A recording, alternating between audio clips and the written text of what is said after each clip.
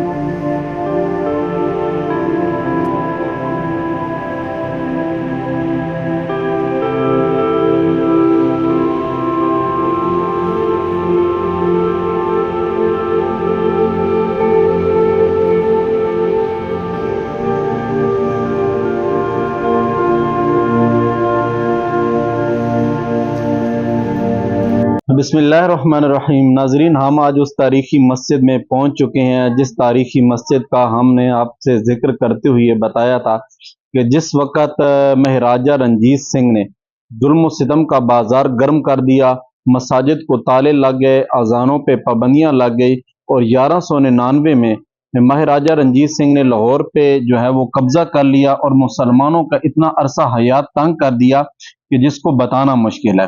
जिसमें आता है कि उसने कम अज कम 1 लाख मुसलमानों को शहीद किया।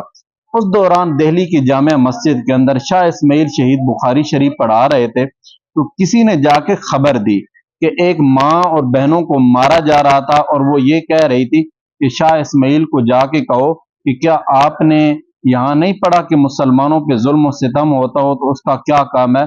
तो शाह इस्माइल शहीद मुहद्दिस देहलवी ने बुखारी शरीफ को बंद किया और हाथ में तलवार उठा के मैदान अमल के अंदर आ गए।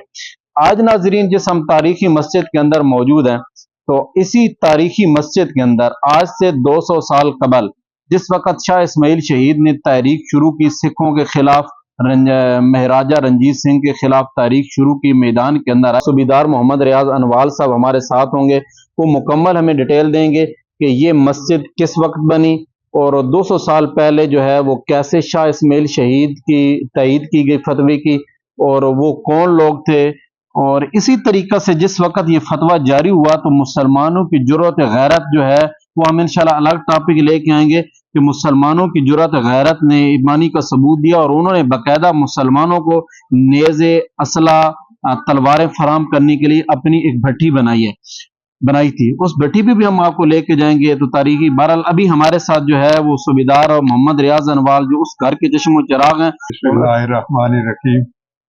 اصل میں یہ چونکہ سکھ دور کی بات ہے، اس وقت ہمارے قبیلے کے جو بزرگ تھے بابا حاکم خان انوال، وہ مقدم اور دلدار تھے۔ حکومت سکھوں کی تھی، لیکن جو ہمارے قبیلے کے بزرگ تھے اور ہمارے علاقے کے یہ لوگ، انہیں بڑا اتفاق تھا، یہ پاورفل تھے، یہ ان سے ڈرتے نہیں تھے۔ سکھوں کی حکومت تھی، مگر جو آپ کا وہ بزرگ ہیں جن کے بارے میں کہا جاتا ہے کہ انہوں نے کھڑے ہو کے کہا تھا کہ فتوے کی دین کرتے ہیں، وہ مقصد کہ سکھوں سے ڈرنے والی بات نہیں، ڈرنے والی بات ہوتی تو وہ فتویٰ جاری ہو سکتا تھا۔ تو کیونکہ سکھوں کا یہاں قلعہ تھا، ان کی یہاں فوج رہتی تھی، ان کا سارا نظام تھا، تو انہوں نے اس ہمارے امام صاحب سے جو ہمارے خطیب تھے مسجد کے، تو ان سے فتویٰ مانگا کہ آپ فتویٰ دیں کہ یہ جو جہاد ہے یہ درست نہیں ہے۔ سکھوں نے کہا سکھوں نے امام صاحب سے، ٹھیک ہے، جو اس وقت اس مسجد کے امام تھے، جس مسجد میں یہ اس وقت جس وقت جہاد ہو رہا تھا 1826، ہاں اس وقت کی یہ بات ہے 1826۔ تو جب انہوں نے وہ فتویٰ مانگا تو وہ کیونکہ امام صاحب تھوڑا گھبرا گئے، تو نہیں، انہوں نے کس لیے مانگا کہ شاہ صاحب اس وقت اعلان کر چکے تھے جہاد شروع تھا، جہاد شروع تھا۔ اور چونکہ آپ کو پتہ ہے کہ ہمارے علاقے میں کالا باغ والے وہ سکھوں کے حمایتی تھے، تو یہ بھی سمجھتے تھے کہ یہاں سے بھی ہمیں حمایت مل جائے۔ تو جب انہوں نے فتویٰ مانگا تو ہمارے جو بزرگ تھے بابا حاکم خان انوال صاحب، تو انہوں نے مسجد میں کہا ان کو کہ آپ کیا کہتے ہیں، جہاد جائز ہے یا ناجائز ہے؟ تو انہوں نے کہا جہاد تو جائز ہے۔ انہوں نے کہا آپ ڈرتے کیوں ہیں، آپ فتویٰ دیں، ہم آپ کے ساتھ ہیں، انشاءاللہ جیسے کچھ بھی نہیں کر سکتے۔ تو انہوں نے فتویٰ جاری کر دیا۔ مثال کے طور پہ سکھوں کو یہ ڈر تھا کہ شاہ اسماعیل شہید فتویٰ جاری کر چکی ہیں، مسلمان ہمارے خلاف میدان کے اندر آئیں گے، تو انہوں نے پہلے ہی امام مسجد کو قابو کیا کہ آپ مسلمانوں کو کہیں کہ یہ جہاد ہمارے خلاف نہیں ہے، جائز نہیں ہے۔ تو انہوں نے امام صاحب نے آپ کے بزرگوں سے، کیا نام تھا ان کا؟ وہ حاکم خان انوال، ان کا حاکم انوال دیندار تھے، اچھا، مقدم تھے، تو انہوں نے فتویٰ جاری کر دیا۔ سکھوں نے کوشش کی لیکن ہمارے بزرگوں نے انہیں کچھ نہ ہونے دیا، ان کے خلاف کوئی کارروائی نہیں ہوئی۔ البتہ ایک کام انہوں نے کیا کہ جو زمین ان کے نام تھی نا، جو مطلب ہے یہاں جو بھی آیا بندہ باہر سے، اس کو ہمارے بزرگوں نے گزارے کے لیے زمین دی ہوئی تھی، تو ان کو بھی زمین الاٹ تھی۔ امام صاحب جو خطیب امام مفتی صاحب، ان کے خاندان کو بھی زمین الاٹ تھی، تو وہ زمین جو ہے انہوں نے ختم کر دی، سکھوں نے ختم، کیونکہ ان کی حکومت تھی نا، وہ ختم کر دی۔ تو اس بابے کو کیونکہ وہ کٹوتی ہو گئی تو اس کی وجہ سے اس بابا مشہور ہو گیا، بابا کٹو۔ اچھا، تو اس نہیں، وہ جو ہے امام صاحب کے نام، امام صاحب کا نام تو تھا میاں قاضی صاحب۔ اچھا، قاضی خان تو نہیں، قاضی خان صاحب کی زمین کو جب سکھوں نے ختم کر دیا تو ان کا نام پڑ گیا میاں کٹو۔ واہ جی واہ، دلچسپ بھی ہے۔ اور اچھا، ان کا نام میاں کٹو، وہ جگہ جو ہے اب بھی وہ ان کے نام سے کٹو والا سانگا مشہور ہے۔ اچھا، ادھر ہے، ابھی بھی اس کو کٹو والا سانگا ہی کہتے ہیں۔ ٹھیک ہے، وہ مشہور ہے۔ صوبیدار صاحب، جس وقت فتویٰ جاری ہو چکا اور مسلمانوں کی تائید کے لیے آپ کے بزرگ جو ہے ملک حاکم خان صاحب بھی کھڑے ہو گئے کہ میں ساتھ ہوں، میں دیکھتا ہوں کہ کون آگے آتا ہے، اور جو امام مسجد سے جن کا آپ نے بتایا کہ ان کا نام پھر کٹو خان مشہور ہوا، تو انہوں نے بھی فتویٰ دے دیا، تو کیا جو جس دوران یہ فتویٰ دیا گیا تو یہاں کے جو مسلمان تھے ان کے اندر کوئی جذبہ بیدار ہوا یا اس کا کوئی فائدہ نظر آیا آپ کو؟ بالکل، وہ ہمارے بزرگ بتاتے ہیں کہ جب ایسا معاملہ ہوا تو علاقے میں وہ تو جو مسلمان تھے وہ جذباتی ہو گئے، تو اس سلسلے میں یہاں پہ 2 جگہ پہ جو ہے نا وہ ہتھیار بنانے کی جگہ 2 جگہ بنی۔ ایک جو ہے یہ ہمارے یہاں نیچے ہمارا گھر ہے، یہ نالے کے پار، اس کو ہم لواٹے والی ڈھیری کہتے ہیں، وہ آثار اب بھی موجود ہیں، یہاں پہ ہتھیار بناتے تھے۔